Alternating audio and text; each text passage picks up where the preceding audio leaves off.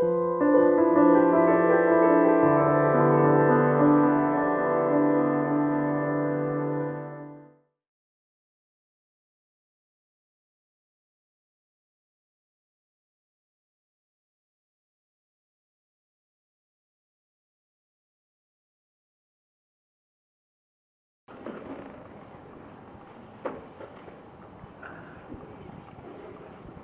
is my lucky day. Not only do I get to present one good friend for whom I have great admiration, but two great friends that I have. I have some more, but these two. I recruited Bruce for a position on our faculty almost 25 years ago. In 1973, is that correct, Bruce, or was it 1972? 73. He had an AV degree from Oberlin College, a master's degree in American history from Harvard University, and a master's as well as a PhD degree from the University of Chicago School of Social Service Administration. He seemed to be very bright and scholarly, but very young. He still looks very young to me. And he has more than amply demonstrated his scholarliness, as well as his wisdom, his collegiality, his teaching skills, his commitment to advocating social policies designed to meet the needs of the disadvantaged members of our society. Bruce Jansson's scholarly accomplishments have included a substantial number of journal articles and books, and the books have received wide acclaim. His first two books, The Reluctant Welfare State and Social Policy, From Theory to Practice, have become classics and have been used as textbooks nationally among schools of social work. They are in their, I guess, both of them are in their third printing, which says something about his ability to predict in the future what was necessary, not just in terms of the current. His most recent work, Strategies for Teaching Social Policy Practice, is also highly regarded within the discipline. Currently, he's working on another book, tentatively titled The $9 Trillion Mistake, Rethinking America's Priorities from FDR to Clinton. And over the months I've discussed with him at different times how it was going. And I can't wait for this book to be finished so I can get to read it. It sounds so exciting. In addition to his achievements in scholarly research, Bruce has been involved in local community service, including membership in our advisory council of this organization. On the national level, he has served as chair of the Committee on Social Policy of the Council on Social Work Education, as well as the editorial boards, of several scholarly journals. He too, like we know, served as a distinguished scholar professor at Hunter College. It reminds me a little bit of when Norrie Class and John Milner were teaching at Tulane University in the summers over a number of years, and they admired, accepting what he was doing so much, the two of them, that they had honorary faculty positions. No, they were more than honorary, weren't they? They didn't pay beyond that, but they were established to recognize their contributions. Well, obviously, this was one occasion, or one situation, where USC and California exported two great professors on this faculty to the east. I was going to use a pejorative word, but I won't. The topic of Bruce's address today is welfare reforms, lessons from the past. It's not only very timely, but he is eminently qualified to address us on this very important subject. Bruce.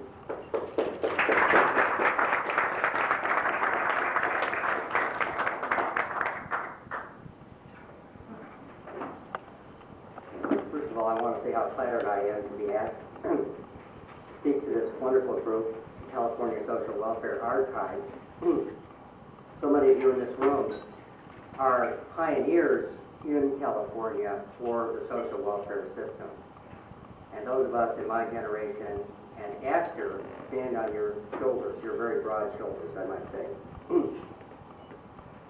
Perhaps some of you saw the cartoon in a recent New Yorker magazine where a high school teacher lectures his students saying, "Those who do not learn from the future are destined to make mistakes in it." My job is much simpler. All I'm going to do is give a brief overview of welfare reform in this century, very brief. We're going to march through this so rapidly, it will take your breath away. Then I'm going to derive some lessons, not from the future, but merely from the past. And perhaps at the end, suggest a policy option that our erstwhile president might have considered just recently. At risk of simplifying, I guess you could say, and by welfare, I'm really focusing on public assistance to single heads of families, mostly women. I guess you could say it really falls into 4 phases during our most recent history. The first phase is really the poorhouse phase. I'm going to spend a lot of time on this. In the 19th century, the early 20th century, the options facing a woman who became the single head of household were rather grim, to say the least. Most women who lived alone, who were single heads of households, came to that situation until actually the 1960s by virtue of the death of their spouse, widowhood. You'd ask anybody almost up until the 1960s, who is a single head of household with children, they would have said a widow. So in the poorhouse regime, such a woman, her husband often dying from, for example, a work-related injury. Huge numbers of people died in the mines, in factories, in the early stages of industrialization. Or because of the death of her husband, medical science being in a primitive state at that point, she would destitute, turn to public authorities, and in many cases they would say to her, "We have no choice but to separate you from your children. We'll put them in an orphanage." They would simply assume such a widow either was an unfit mother or simply that she couldn't support her children. Remember, this was an era when women, particularly after they were married, did not work. So the assumption was, you won't work, you can't work, you shouldn't work, therefore you can't support these children, therefore let's take them from you and put them in an orphanage and thus split up the family. Not a very appealing option, but exercised frequently. So that phase 1 really has to do with this primitive poorhouse system that carried on right up into the early part of this century. Phase 2 really lasted from, I would say, 1909 roughly to 1960. And this was the period when we tried to construct social policy to allow these single heads of household, usually women, to remain with their children, to keep the family intact. The whole purpose was not to have them work at all, just simply to keep the family intact. Not just for humanitarian reasons, but even the cost. It was cheaper to do this, it turned out. So what did we develop? We developed first mother's pension. In the period 1911 to 1929, most states set up their own mother's pension programs, where the mother, then now single, went to public authorities, on bended knees, moreover, and more or less said, "I'm destitute, can you help me?" If she was fortunate, she received a very modest, very meager pension, so-called. These were not given out easily. She was investigated. One can imagine, is this a suitable home? Are you really taking good care of your children? If she was fortunate enough, if she was an immigrant or a person of color, in many cases, there was a healthy amount of discrimination that went on. There were no procedural safeguards. She might be just turned down for that reason alone. If she did get assistance, it was miserly, meager assistance. So scanty that many of these women actually had to resort to work as they were getting the pension, even to survive. Then, of course, as you all know, we invented the Aid to Dependent Children family in 1935. What we essentially did is we federalized mother's pension. We said, okay, Uncle Sam, in his wisdom, will pay roughly half, it's very a bit state by state, of these this assistance to these single mothers. Again, the intent was so she could stay at home with her kids. There was no work intent, essentially, at all. Later, of course, ADC, as it was known in 1935, became the AFDC program, Aid to Families with Dependent Children, in the early 1950s. All of you are familiar with this program. I don't need to talk much at all about it, much other than to say it established certain federal safeguards, most importantly, the entitlement. As an entitlement, it simply meant this: no single mother around the country who was eligible for this assistance could be denied on the basis of money. Uncle Sam agreed to pay whatever it cost to meet the welfare assistance of whichever women, however many in the nation, sought this assistance. Aside from that and a few other protections, like a fair hearing protection and so forth, the federal authorities more or less turned this back to the states in terms of basic policies of eligibility, benefit levels, and so forth and so on. And as you can imagine, the states varied enormously in what they gave to these women. States like Mississippi, compared to California, there was even an 8-to-1 ratio in benefit levels. It was that incredibly striking difference. But it was an entitlement. Now, I will say, even at this point, there were some liberals in the New Deal who didn't like what Franklin Roosevelt was doing with regard to these categorical programs. Remember, when Franklin Roosevelt took office, the first thing he created practically was the Federal Emergency Relief Administration. And that was a huge welfare program that did not divide people up into categories. If you were a single person, a married person, a single head of household, young, old, didn't matter what, you got assistance under the FDRA, which of course Harry Hopkins headed. So some liberals were saying, wait a minute, does this make sense to divide people up into these little categories of ADC, old age assistance, disability assistance, and so forth, as opposed to Uncle Sam providing welfare assistance to anybody who needed it? And won't this, in fact, down the pike mean that there won't be a political base of support for these little teeny groups like ADC? Their objections really were overruled, and we did set up the ADC program. Now, in this period, from 1909 to 1960, welfare was not politicized. It was rarely in the papers. Those changes that were made, both in the mother pension era and the ADC era, from 1909 to 1960, were incremental, technical changes. Politicians didn't run for office saying, let's get rid of the welfare population or the welfare programs. It was a quiet, almost unknown program, and it had relatively static caseloads. There was not huge growth in AFDC. So that's the end. So phase 2 goes roughly then from 1909 to 1960. Phase 3, 1962 to 1993, we can call something like the era of conflict and stalemate. The most important thing about this period, 1962-1993, is that AFDC remained intact. Even though it was frequently attacked, it remained intact. In fact, it's kind of amazing now that I think back on it that it did remain intact, because there were rather incredible attacks on it. Essentially, in this era of conflict, 1962 to 1993, and stalemate, there were essentially 4 factions.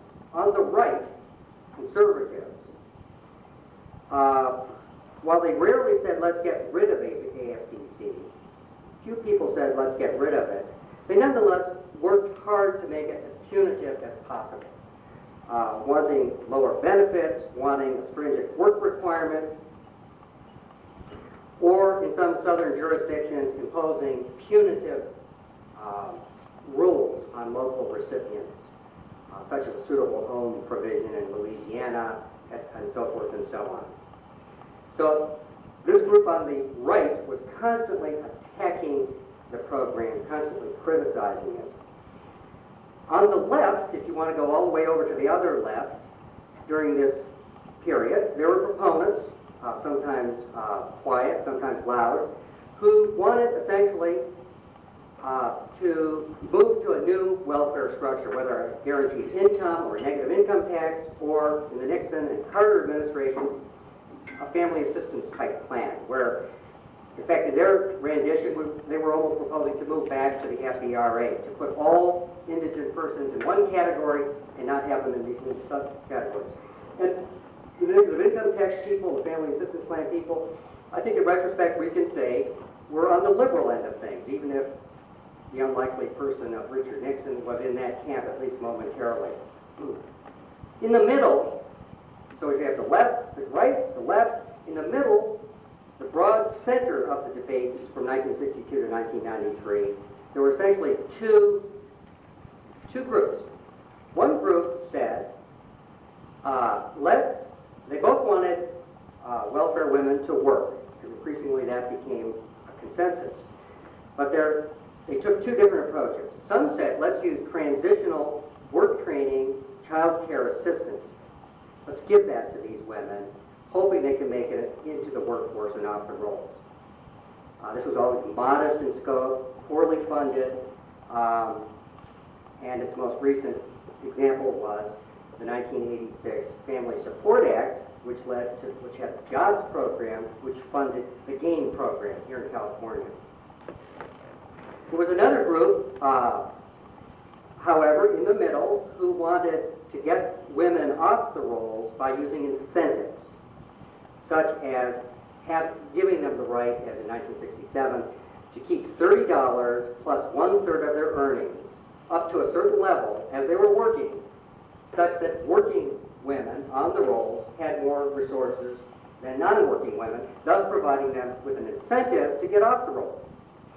So, but either way, these two groups were in the middle, saying, yes, we agree AFDC women should work, but we'll do it through rather incremental changes. Now, why do I call this the period of stalemate? Because the people on the right, who really wanted to make this an even more punitive program, were countered by the people in the center and on the left that I've just discussed. There were also court decisions. The Supreme Court made several pivotal rulings, such as ruling unconstitutional the suitable home provision in Louisiana and so forth and so on, that made it impossible for local conservative folks to use blatantly unfair tactics for not providing assistance to destitute women. Then there was the Civil Rights Movement, which supported the welfare, the retention of AFDC, for example, the National Welfare Rights Organization. The fact that Richard Nixon and Jimmy Carter in the 70s actually proposed major reforms of social welfare tilted the debate, made it harder for conservatives to dominate the debate, even though they played a huge role in sabotaging both of those plans. So for all of these reasons, AFDC remained remarkably stable, actually, between 1962 and 1993, despite the attacks on it from conservatives. I must say, liberals, those who wanted something like a negative income tax or a family assistance plan, in turn were stalemated. They couldn't get what they wanted through the Congress either. Partly this was because Southern Democrats used their parliamentary positions in Congress, chairing all the key committees of Congress, that they sabotaged, for example, the family assistance plan. So in the period of policy stalemate, I guess you could say conservatives won some of the little battles that went on. For example, they got the work requirements strengthened and so forth. And indeed, Ronald Reagan got rid of the work incentive provisions that were written in 1967 in 1981.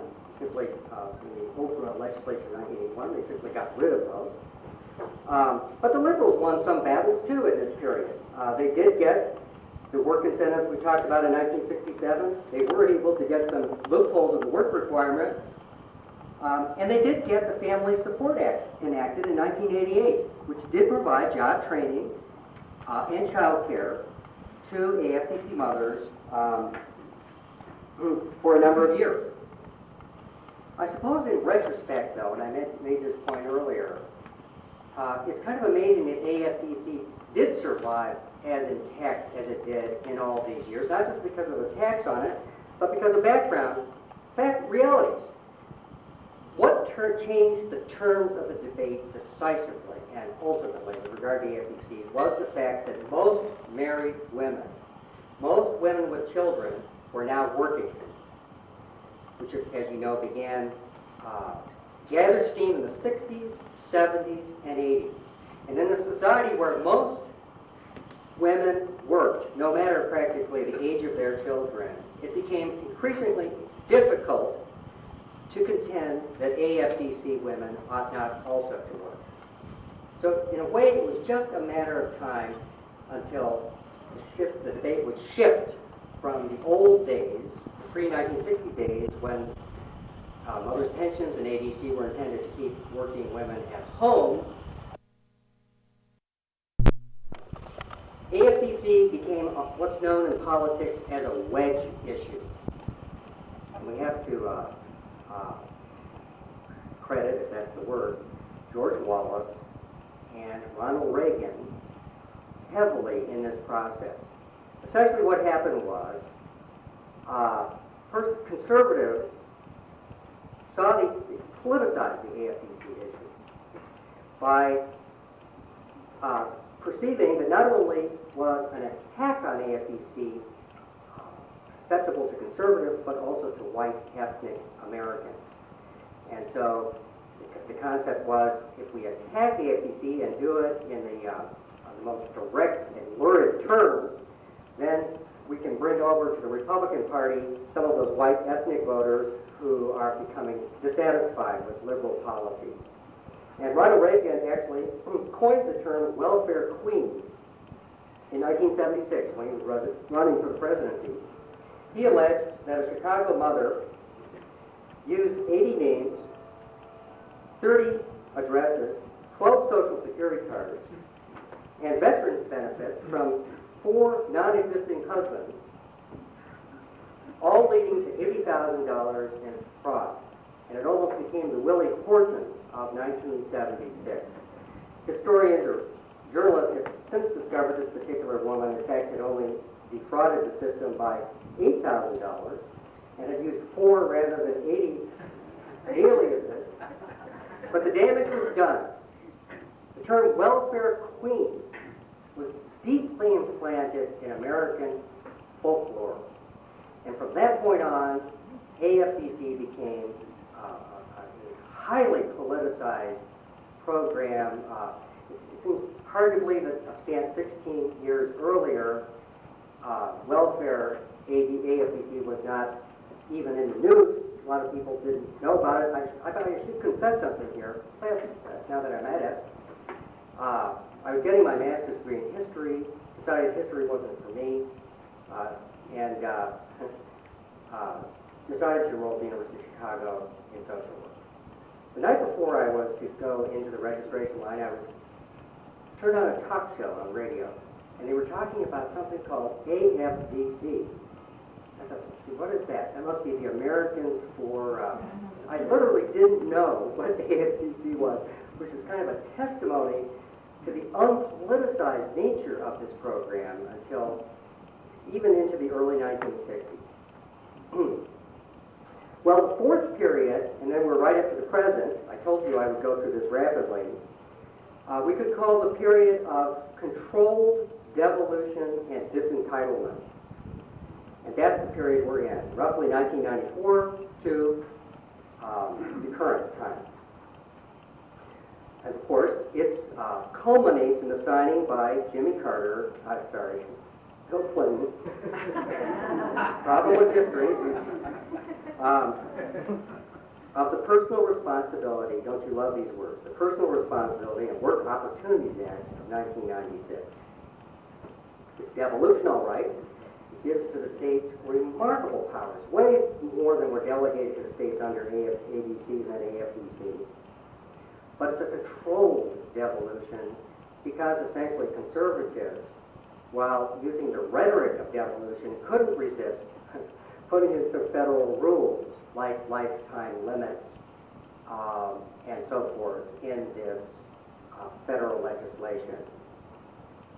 And most importantly, of course, the federal money was capped, thus ending the entitlement, thus leading to the theoretical possibilities, theoretical only at this point, of actual denial of assistance in some states if the bucks run out, much as occurs in many social programs like Head Start.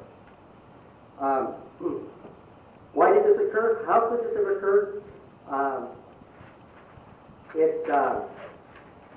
I guess you could say, recall our discussion of the conservative faction on the right, the liberal faction on the left, and the broad middle in the debate that occurred from 1960 to 1993. Well, what happened, to make a long story short, was the right became bolder and the center collapsed,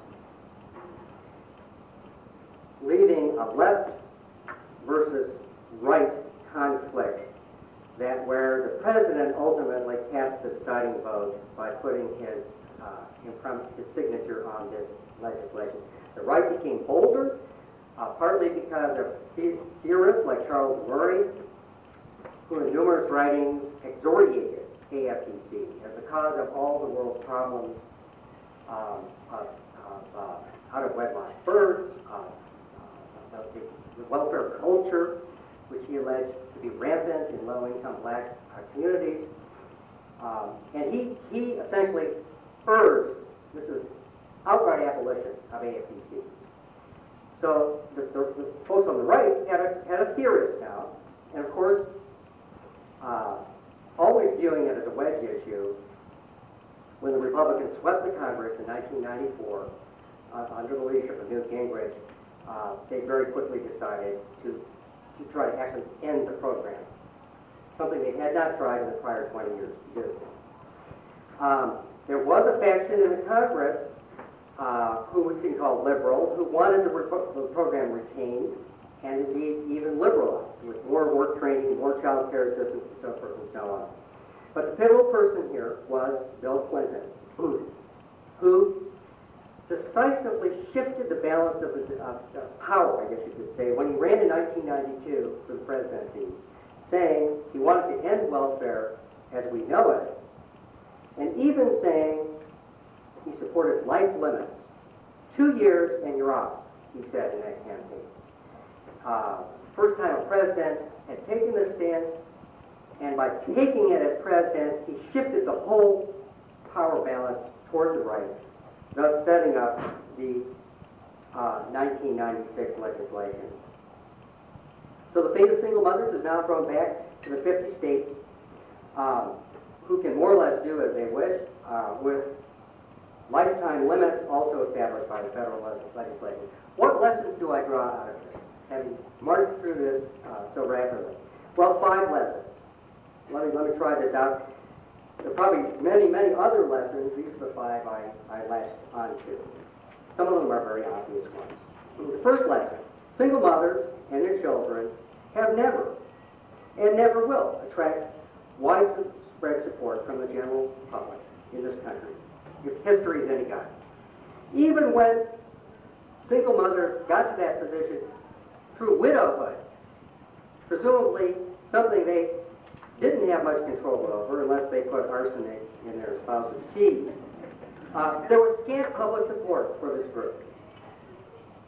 Extensive poll data, political scientists has gone through extensive poll data, concluding that there is a deep anti-welfare sentiment in the United States that is quite unique.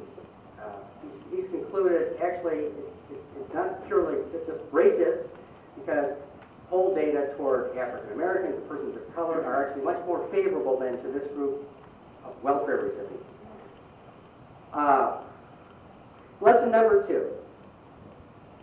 This group their vulnerability increases to the extent they're segregated into a single welfare category. As I was reading recently, I came across something that I hadn't realized that's quite fascinating. In 1939, when they developed survivors' benefits for Social Security, what they did, unwittingly, is they took widows out of this category.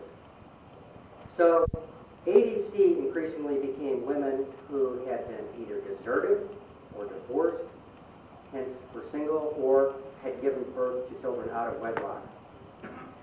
And it's been isolated into one category, persons who Americans were suspicious of anyway. At least with widows, it was pretty hard, or at least harder to argue that, as I just said, such persons came to their singlehood by virtue of bad moral character or whatever. And of course, with the creation of SSI in 1972, the disabled and the elderly were given special status with federal welfare, and their benefits, as with widows under Social Security, went way higher than AFDC benefits in the various states. Lesson number 3, whether proposed by liberals or conservatives, welfare reform, quote unquote, has usually meant reform without significant resources. On the conservative side, they see welfare in its first instance, as wasted money. Well, the whole welfare system to them is wasted money. So when they think of welfare reform, they think of it as stopping the waste of money, hence cutting funding, devising a plan that will cut its current funding back even further. A point of view, to say the least, that is not very friendly to investing in human capital. Liberals, with few exceptions, to the extent they've tried to reform welfare, have usually thought of very modest work training and child care subsidies. The Work Training, there's a wonderful book on this by Norton Grubb, just came out from the Russell Sage Foundation, where he surveys 30 years of evaluative research of work programs for welfare recipients. And the conclusion is rather staggering. He's decided that, with perhaps one exception, none of these programs have fundamentally lifted people out of poverty or even off the welfare rolls. And all of their benefits erode within 4 to 5 years. That is, welfare recipients who've gotten very quick-hit training programs, they're mostly quick-hit training programs, do not retain benefits from those quick-hit training programs 4 or 5 years later. They then look just like welfare recipients who didn't get any training. So nobody really has thought of welfare reform in the context of serious human capital investment, serious remedial education, serious long-term job training. It's always been in the context of cheap reforms to try to get folks into the workplace. My 4th lesson, I'm being rather negative here, is that presidents and political elites will not invest political capital in this population if it remains as a single category. Let me read to you 2 things. When I was doing research in the Lyndon Johnson archives for another project, I came across an oral history from Wilbur Cohen, the late Wilbur Cohen, briefly Secretary of HEW, longtime advocate of Social Security reforms. And either he was feeling bad that day or whatever in this oral history, but he essentially said this. He said, I have to admit to you, all during those 8 years, he's talking now about the Johnson administration, I got no real enthusiastic support from anybody in the administration with regard to welfare recipients. He's talking about AFDC particularly. And he named names. He said Robert Ball, all he cared about was Social Security. Abraham Ribicoff, briefly Secretary of HEW, was so disinterested in welfare he opposed even the 1962 Service Amendments. He said Jansson in 1967 didn't want to have anything to do with the work incentive program, one of those many incremental reforms. He didn't even want that. When Wilbur Mills put in the bad amendment, that is the freeze, they actually tried to get a freeze on welfare in 1967. John Gardner, then the Secretary of HEW, told Cohen to talk to Mills because he, Gardner, would never talk to Mills. Saying to Cohen also, these people are all anti-welfare.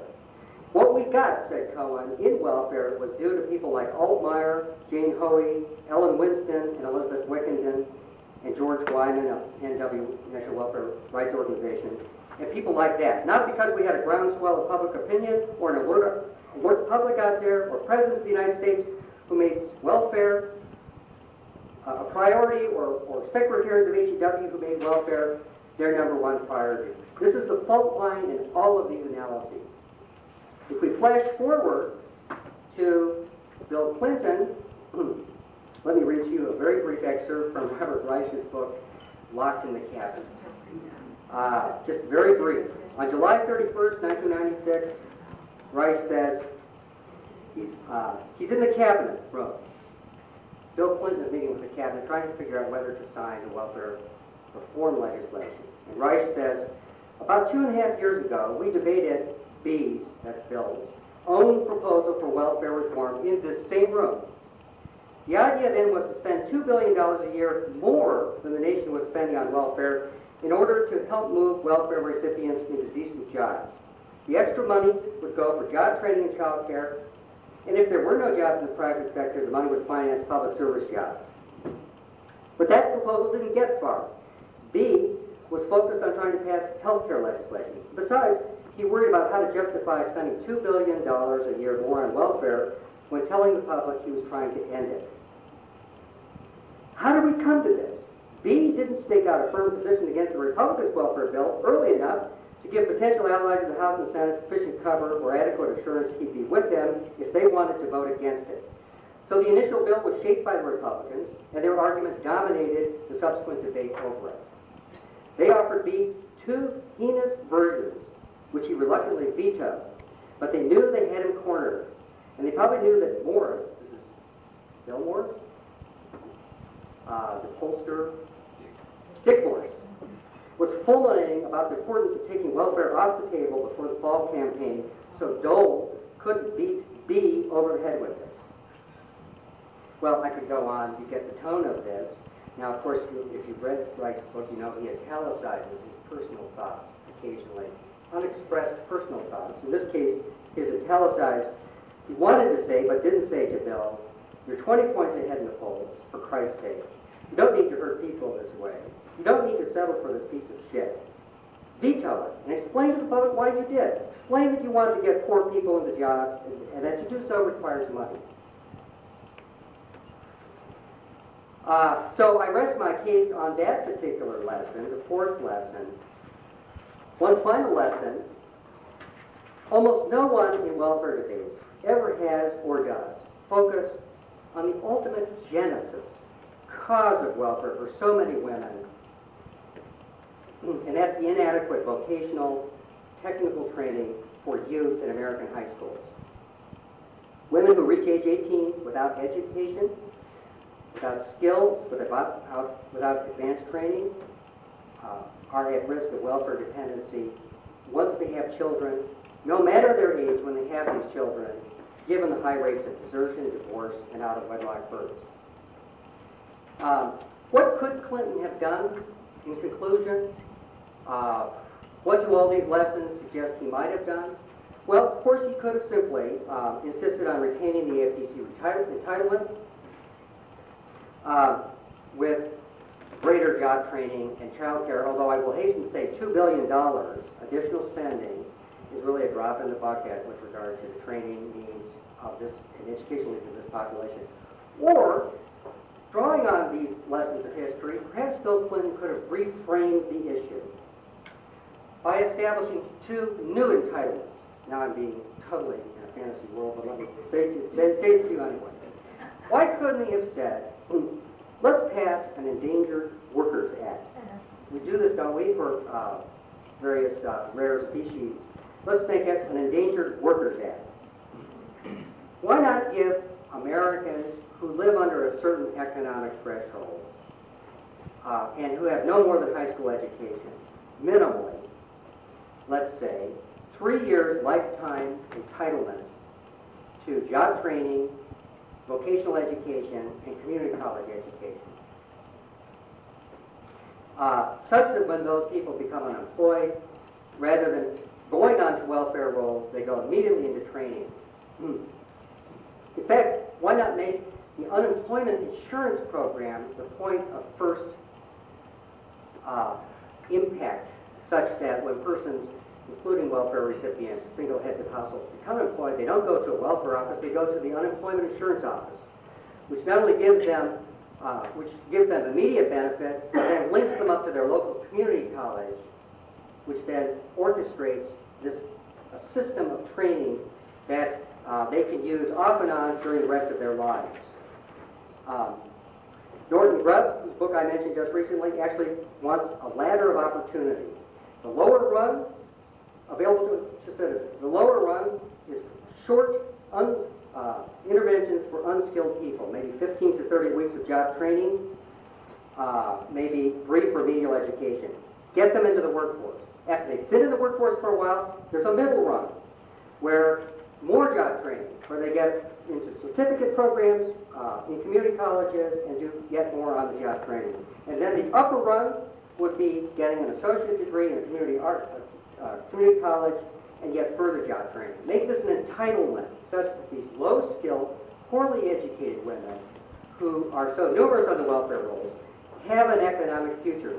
Grubb concludes the only thing that doesn't wash out, that doesn't erode over time, is a certificate or a degree, not some teeny little 15-week job training episode they've had, which has no long-term effect in lifting them out of poverty. The second entitlement would be called the Prevention of Endangered Workers Act. And this entitlement would, there's a wonderful book by Hedrick Smith looking at Japanese and German approaches to vocational education in high schools. To make a very long story short, in both Japan and Germany, but particularly Germany, you come out of high school, if you're not college bound, with very advanced technical skills. Having interned with corporate mentors and getting technical training such that you're ready to enter the workforce at more than an unskilled level. So why not guarantee to all high school students who are not college bound that kind of training? Now, all of this would cost money, I realize. David Ellwood recalled in a recent article that Clinton, in 1994, as he was developing his proposal, even for $2 billion of investment in this population, couldn't find the money anywhere. Because to find the money, he had to cut somewhere else. The cuts were more controversial, he decided, in the welfare program itself. No one wanted to raise taxes. So the bigger challenge that underlies all of this has to do with American priorities. Let me give you just one example and then I'll close. At precisely the same time that Ellwood and Clinton were struggling to find $2 billion for welfare reform, the General Accounting Office, the GAO, issued a report saying the F-15 fighter planes, of which we have a huge fleet, could meet all threats from foreign nations until the year 2014. Almost immediately after that, the Pentagon decided to build a fleet of F-22s to the tune of $72 billion. And this is just one of the many weapon systems they decided to build in the last couple of years. So this is the broader issue, not just trying to get these folks into broader programs, but finding resources to fund truly humane programs for them.